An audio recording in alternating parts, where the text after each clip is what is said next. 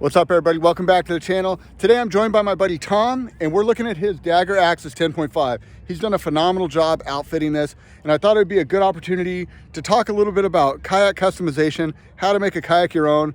And Tom's done one of the best jobs that I've seen of taking a stock kayak and making it work for his needs. So Tom was one of my really big success stories. He came into the shop, and he and his buddy saw my videos, got into kayaking, and they ended up buying, what did you guys buy? Like some Tamaracks or something like that? Some Walmart? Yeah, from Walmart, yeah. So saw the $500 and under video, got into it, and then said, hey, we love this. Let's go see this guy Dan in person. And came into my shop, met me. And that's when this whole process started. He's like, what is going to work best for me? I want to do class 1 rivers, class 2 rivers. And this is what I sold him. So before we hop into the boat, I want you guys to meet Tom. Tom and I have been paddling together now for a couple of years. And just tell me your story, Tom. How did you get into the sport? Well, long time ago, injured my knee playing basketball. Always had foot problems, that kind of thing. So I've always had kind of an issue with disability. And then eventually just needed a sport of some sort. Found kayaking, looked up, YouTube videos. Found a dude named Dan, and he's in my town. So it was convenient. Went and visited, met, made friends.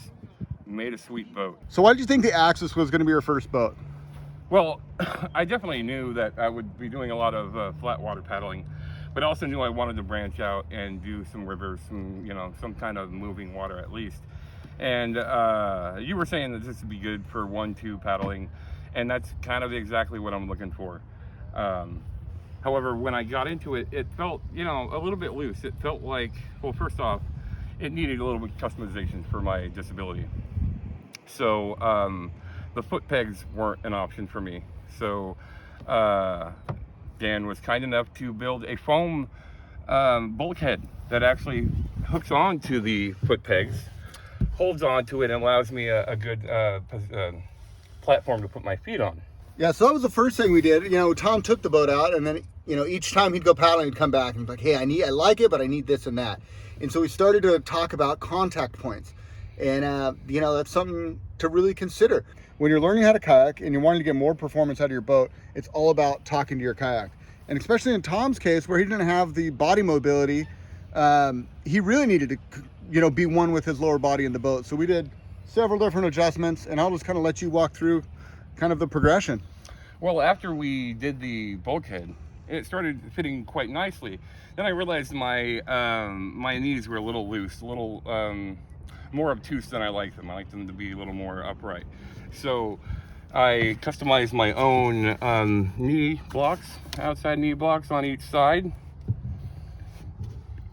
And then I realized that it's working out for me. However, at this point, I realized that the backrest, it came up about an inch above the cockpit rim.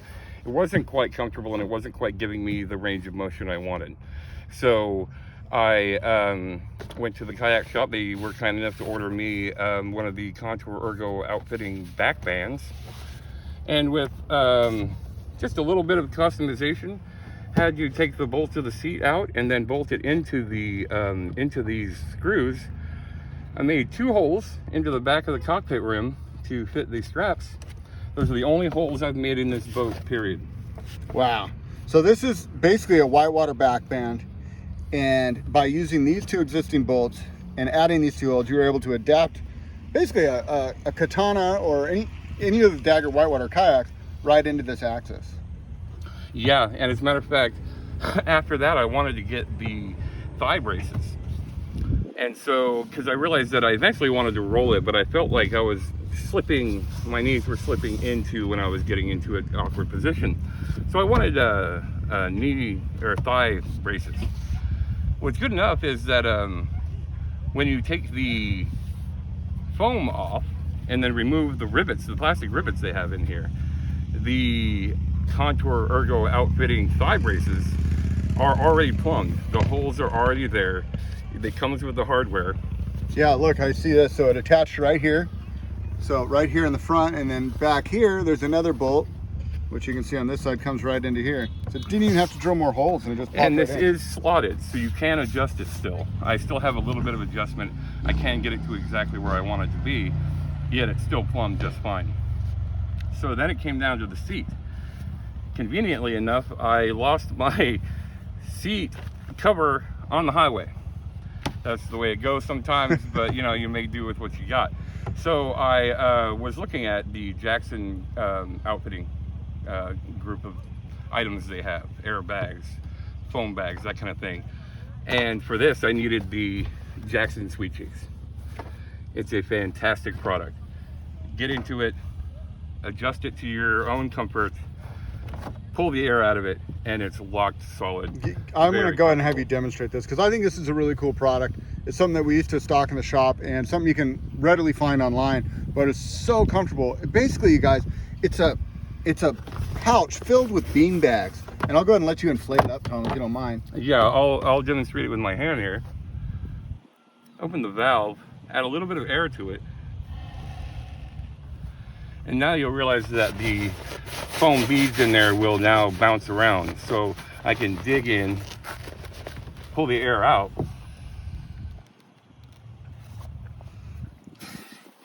And now have a contoured custom that's not going to go anywhere.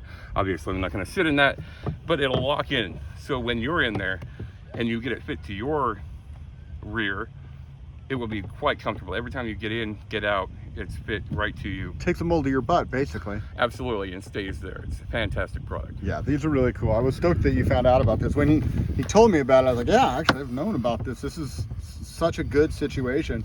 So any kayak really with an uncomfortable seat, it does add a little bit of height, but a ton of comfort. Or in my case, if you need to replace the seat pad that you've lost. That being said, it did give me a little more height, got my hips a little bit closer to the cockpit rim. And like Dan was saying, the more I did this, the more I got contact, the more I got control, the more I was able to perform better on the water, and the more fun it became. And now she's begging for some moving water, so we're going to do that this year for sure.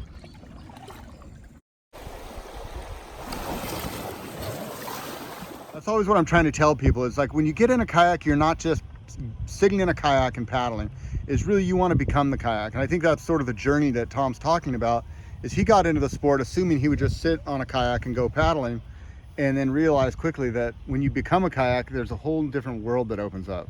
And I don't need to put words in your mouth, but would you agree with that? Absolutely. And it just became, for me, a way to get off the couch, a way to feel a little more free in my world that was shrinking on me, quite frankly.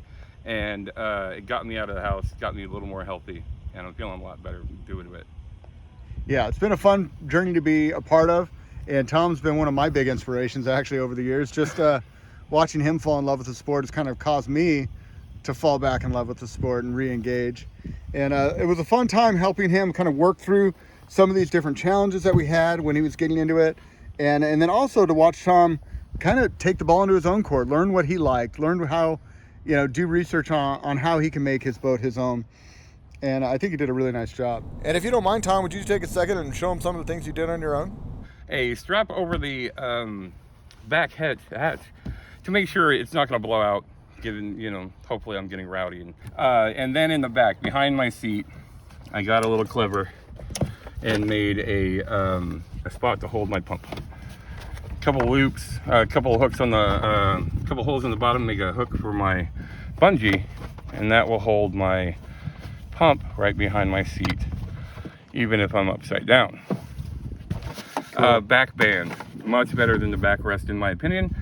If you're gonna go like very recreational, I can understand backrest being what you want. It's much more loungy. And then of course the replacement seat pad, the Jackson Sweet Cheeks, which I recommend if you're having any kind of uncomfortability with your seat.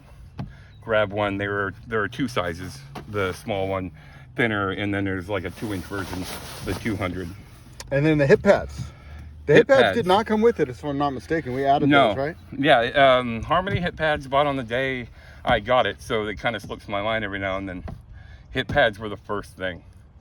If you're getting into this and you want to feel connected, the hip pads are the number one thing that's going to increase your stability, increase your connection to your boat, and help you get that feeling of being one with it. Yeah, and then knee blocks on the outside and the thigh braces on the inside kind of lock me in without locking me in. I like my boat to feel like a snug pair of high tops. Like your low tops are a little looser, you can slip them off quite easy. Your high tops, I like them a little tighter. Cool. And then foam, these are leftover foam blocks from my hip pads. And they keep my ankles and heel from rubbing on the bottom of my boat. And then we have the bulkhead, and that just keeps my feet in a good place. And then ahead of that, I have the logical step of putting a float bag ahead of that. Okay, logical step, but a lot of people don't know, so I'm just going to touch on that. You guys, this boat has a rear bulkhead, and when I say rear bulkhead, I'm just going to show you. I don't want to just assume that you all know about all this stuff, because it's an important piece of information. A bulkhead, what that does is it separates the cockpit from this rear hatch. And what that does, it creates a big air compartment here. So worst case, if you were to flip over, this is all positive buoyancy. Now in the front, it doesn't have that. So in front of that front bulkhead that we custom did, we added an air bladder. It's basically a triangle shaped bladder that fills up this front part of the boat and adds positive buoyancy. So if this boat's upside down, you have air buoyancy in the front, air buoyancy in the back, and it's easy to do a rescue in. So I figured since we're here, I'm gonna hop in Tom's boat. I've paddled a lot of Dagger axis. This is one of my favorite boats in our boathouse rental fleet, and I spent a lot of time in the 12, but I've never done one that's so outfitted. So I'm gonna check it out and just take you guys along, show you what I think. Oh, I see he's got it so comfortable. Dang, I love that. The seat he's got feels like I'm hopping straight into a whitewater kayak. Like between the thigh straps, the blocks, takes kind of a wide recreational cockpit and just slims it right up. Surprisingly enough, I didn't even have to mess with anything. Tom and I's size is just about the same. Didn't even have to adjust the foot pedals. How we set up the bulkhead was kind of cool though, is because we could still just adjust the foot pedals and move them forward and backwards. We attached the bulkhead to the existing foot pedal system. So real easy to mess with.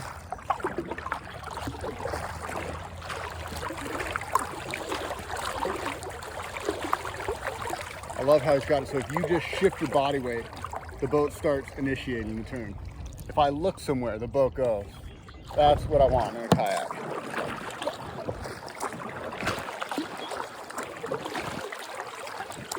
And I love this little boat because it's 10.5 foot, so it's really, really spinny if I want it to be. So yeah, when I want to go straight, I can still go straight. It does have a retractable skag as well if I was just straight lining it, but they did a really nice job getting a balance of tracking as well as maneuverability in this kayak. And it handles whitewater. I mean, up to class 2 rapids, I would take this thing all day long, especially with how Tom has this one outfitted. Stock from the factory, you know, class 1, class 2, moving water, ripples. But with how he's got it set up with the implosion strap, the ability to put a skirt on it, this thing is a pretty capable little kayak and definitely an awesome river tripper, multi-day kayak. To me, it's sort of like if you took a Stratus 12.5 and shortened it out, fattened it up, or maybe like a Katana and gave it a little more keel. It's just sort of a neat hybrid. And that's one thing I love about the sport. There's no like right, perfect one boat. There's lots of different boats, and there's a million different ways to use a kayak. And for someone like Tom that's doing flat water, but also aspires to do river paddling, this is an awesome setup for him.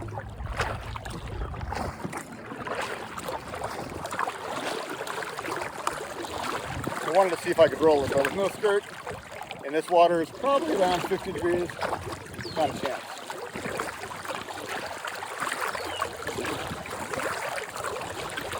I really like the blocks on the side of my knees too. So I'm not just like picking up with the thigh brace, because picking up adds tension, but if I can now drop the weight onto that foam pad, I can just edge the boat real gentle, but still keep, you know, loose, limber, lower body. You know, anytime you add tension, now you're stiff.